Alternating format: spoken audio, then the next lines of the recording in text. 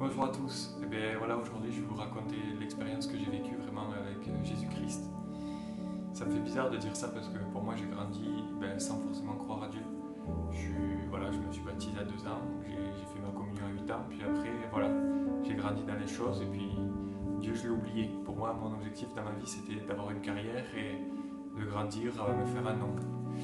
Et à l'âge de 24 ans, non, à l'âge de 23 ans, j'ai eu mon diplôme d'ingénieur. Et puis j'avais une femme, des biens, j'avais déjà un bon poste à la sortie de l'école. Et voilà, pour moi la vie c'était ça. La vie c'était de continuer. Mais je me rendais compte que plus j'avançais dans ma vie, plus voilà, j'arrivais à augmenter mes étapes, on va dire. Et voilà, moins j'étais rassasié. Et du coup, voilà, j'avais 24 ans, 25 ans, et Dieu est rentré dans mon foyer vraiment. Alors que je croyais vraiment pas en Dieu.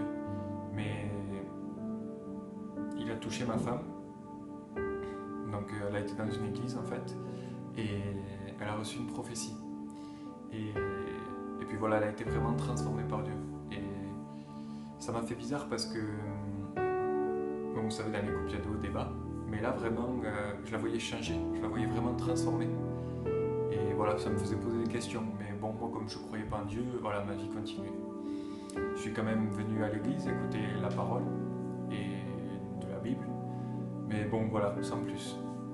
Et puis un jour, l'oncle à ma femme m'a mené à un Nouveau Testament avec des témoignages de sportifs. Et là-dedans, il y avait un témoignage d'un sportif que j'avais vu dans une émission télé de 3 ans avant. Et en fait, indirectement, je m'étais fait un peu une idole de lui. Je me disais, lui, il a réussi sa vie, moi, je veux aller là. Je veux faire comme lui. Et du coup, ce sportif, c'était un footballeur. Et son nom, c'est Arnaud Collin.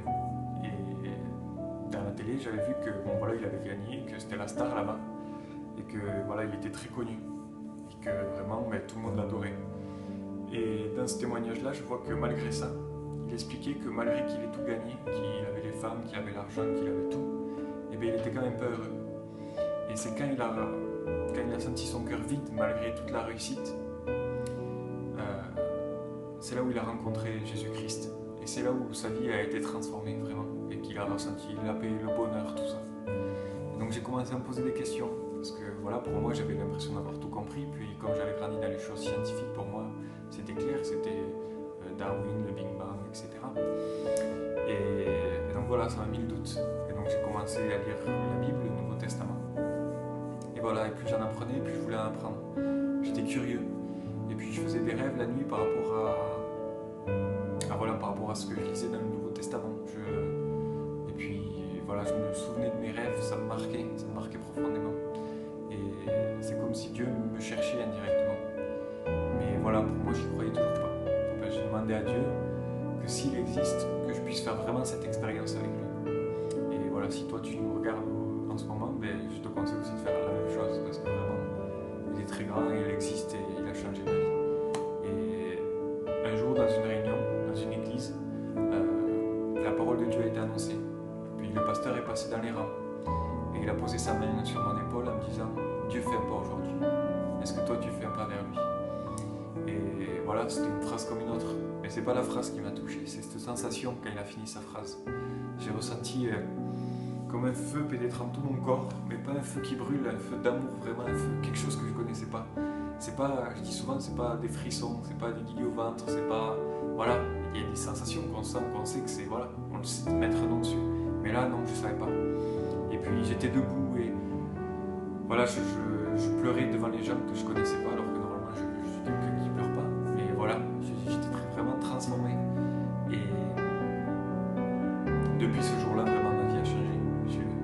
J'ai vraiment rencontré la vraie joie, la vraie paix, le vrai bonheur.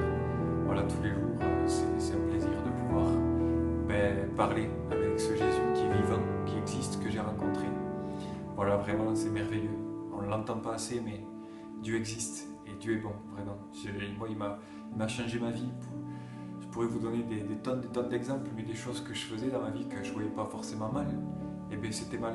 Et vraiment, voilà, je voyais que j'étais encore plus heureux le fait de ne pas faire ces choses-là. Ces choses qui me prenaient du temps avant que je connaissais Dieu, des choses voilà, qui remplissaient ma journée. Parce qu'en fait, on court après des choses, mais voilà, c'est que poussière. Celui qui rassasie vraiment, c'est Dieu.